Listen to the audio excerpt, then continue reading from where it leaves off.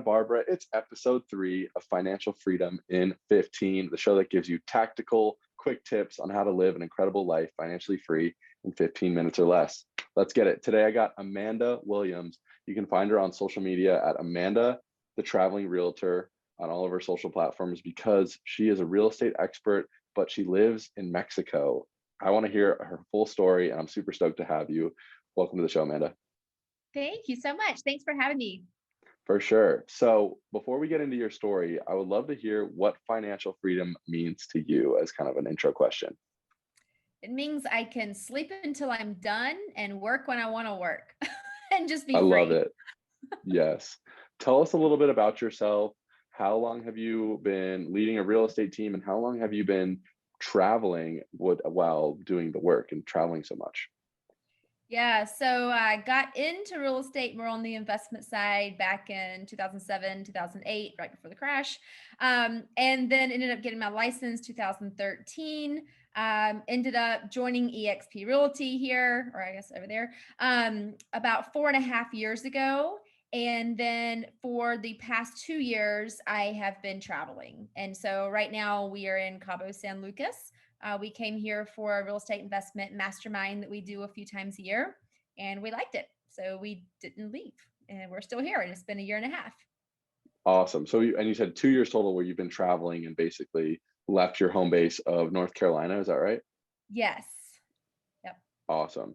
And so Amanda still leads a team working in North Carolina. You invest a lot in real estate, but how has it been? I feel like so many people would love to make a move to Mexico, would love to maybe live in their dream destination, but people are so afraid that they're not going to be able to pay the bills, get the work done.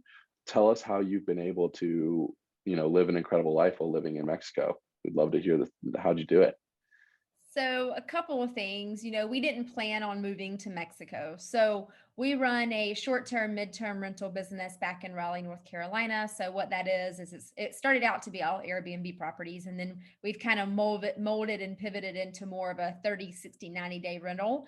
So it's about hiring the right people, obviously, for that, because you have to have some people on the ground that's going to help you run that business. So thank God we had that in place. We also branded ourselves correctly so that we're not only on one platform. I can do all of our marketing if I choose to do so, from any beach that I want to do, right? So my role in that company is to bring in relocation clients. So then we can pass Hmm. those leads over to our agents. So that's the first thing. That's one of our businesses. That's Carolina Furnished Rentals. And then our other business is within the Exp Realty platform. So for the last 4 years or so, we've been building multiple states, multiple countries, agents. And so we have a big group, over 200 agents at this point. And my role in that is to coach, train, help them be here for whatever they need. I have a team. I have a support team as well. So they have their own coach, they have their own onboarder, they have a bunch of support within our organization. So that allows me, because EXP is a technology company, it's a real estate technology company. We don't have brick and mortar locations. So our office is in the cloud. So I don't care where I'm at in the entire world, as long as I have Wi-Fi, I can still go into the office. I can attend meetings. I can go in and talk to all of our staff. I can go have meetings with my agents. I have tons of Zooms. And so it's a matter of just taking it where you can actually put the majority of your meetings onto a platform like a Zoom, right? We Totally. use Gravella, but that's the biggest thing.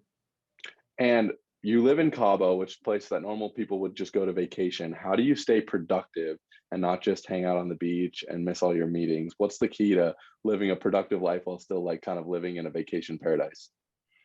I think you're always productive when you love what you do. And so even when I'm on the beach, having fun, I'm always, reaching out to agents, checking in with agents. I don't know. I like what I do. And so it's not a big deal. I do take off 3.5 days a week, and that's, time blocked. And so I know that I'm off on certain days and certain times, and there's date day and there's me day. And, there's all these days, right? Because we have to take care of ourselves in order to be the best us for our group, our agents, our team. And so, yeah, I mean, for me, it's not hard to focus on work because I love what I do. I love that. And let's touch back on, so you said you take off 3.5 days a week. I think that's brilliant because whether you live in Mexico and you kind of live a life like you do where you're working remote and or you just, you live wherever and you're doing your commuting to your day-to-day job. If you're an entrepreneur, sometimes it's really hard to even get yourself to take off one day. So how do you put that in your schedule and just lock it in? I love that concept. How would you, if someone told you like, hey, I'm a realtor, I own my own business and I work 7 days a week, how can I get to what you do and do 3.5 days? Like, what advice would you give those people that are maybe working their butts off? I'll tell you right now, it's hard. It's so hard. So I hired a coach and trainer. I actually hired her for my team, for my group, my tribe within EXP. So she helps all of them on a one-on-one basis. And I've always used a Google Calendar, but and I may have something on there that I may not get to, right? It's just kind of my wish list sometimes. Well, when I hired her, she came out and she visited me about 6 months afterwards. And she's like, let me see your Google Calendar. And I'm like, okay. She literally erased everything on it. And she gave me certain days to do certain things, like Tuesdays are team days, right? So Tuesdays are my days to reach out to my team. It's to call my agents. It's to call, the people working for us back in Raleigh. It's just to reach out and I have my team calls. I do all of that on Tuesdays. And then on Wednesdays is lead generation, which a lot of my podcast and video and all of that falls into the Wednesdays. And then Fridays are my follow-up Fridays. And so I know now, I can categorize each day as to what am I going to do that day. And I know where to put that. And then I have certain time blocks as well on my calendar where I'm open for my team. So if they ever want to put me on the call with another agent or a client or something like that, I'm always available at those times. And they literally have complete access to my calendar, but I'm only available for those times unless they text me personally and say this is important. Of course, I'll make myself available, but it's made the chaos go out of my life. And I think that's huge, is just using the Google Calendar, time blocking those things, and it's an appointment. Like the gym is an appointment on my schedule and I'm not going to miss an appointment on my schedule at this point. So it's a So mindset awesome. shift.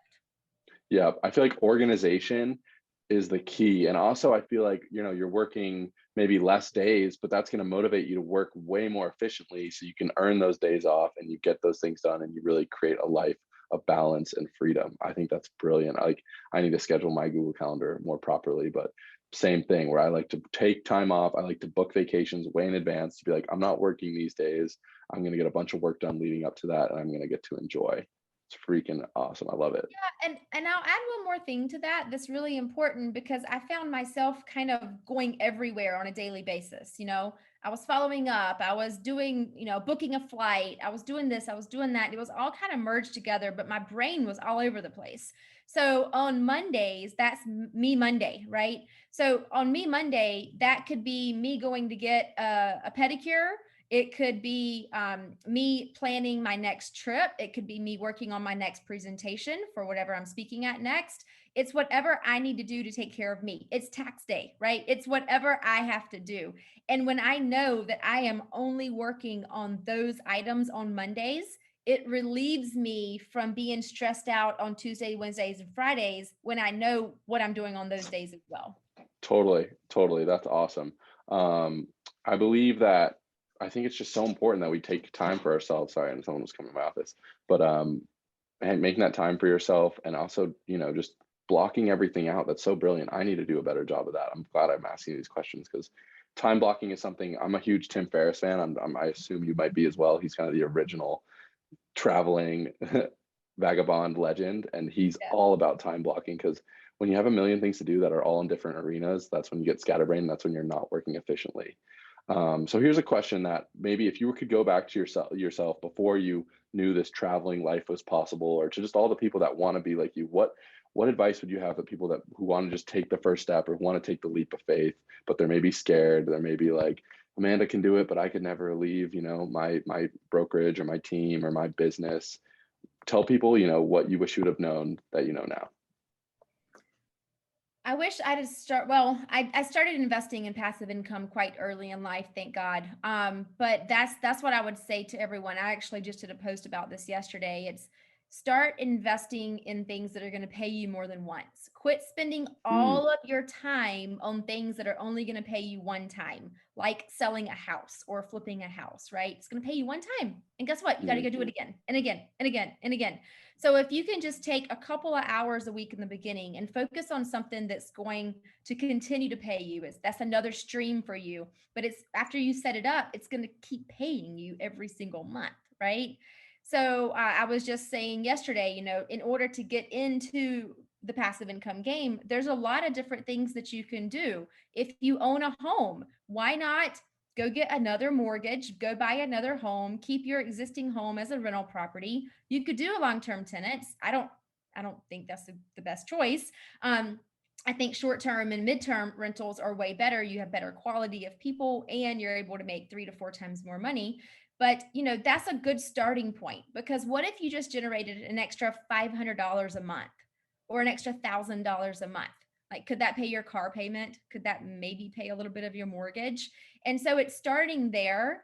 And then, if you're a real estate agent, get with a company that's going to help you build that retirement, something that's going to have a retirement plan. That's why I'm with the EXP. They give me the stock, they give me the revenue share, they give me the leveraged income. It's genius.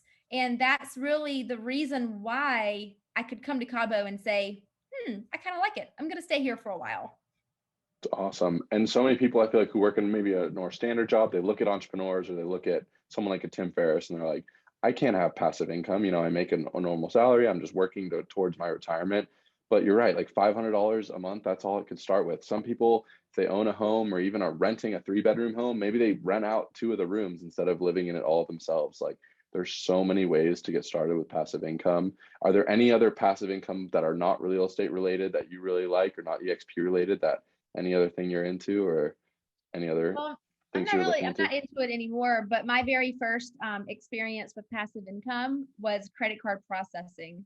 So I would go Whoa, to businesses and sell them, my credit card processing company, and then they would be locked into an agreement to pay me a few pennies every single time someone would use a credit card at their store no for at way. least a 3-year period.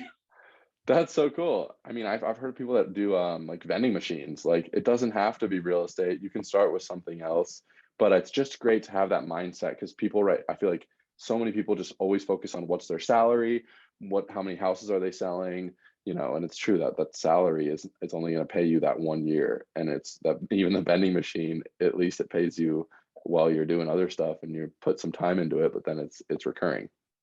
It's affiliate programs too. Yeah, Every company has an affiliate program, but you have to yeah, know to ask about it. love And so it. the monthly payment, like if someone buys into the technology that I use, right? If someone buys into that, then I get a percentage of that monthly payment until they quit using the technology. And so there's many companies like that do it as well. Awesome. Well, I'm going to link to all your socials below. If people want to know about, everything that you've built and the companies and that you work for, is the best place to reach you Instagram, or where should people reach out? Yeah, Instagram's good. My website's great. I have a discovery call link on there as well. But I will send you over my personal link, which is pretty much everything. I have tons of free stuff on there, like all my free downloads and webinars and all kinds of stuff. So I'll send you that as well, so you can put that in the comments too. Perfect. And before I let you go, is there anything else you'd like to tell the millions of people that are going to watch this show? I say just get started. There's only so much you can do just sitting and planning and planning and planning, but you're really only going to learn and reap the benefits if you're going to fail, okay? Just get started. And if you fail forward and you keep doing it again, you try new things. But just that's the biggest thing I'll say, that's my little tip for today. Just get started. Love it. Awesome. Well, thank you so much, Amanda, for taking the time. I so appreciate you, and keep crushing it from the beaches of Cabo. Can't wait to watch your business continue to flourish. Thank you so much.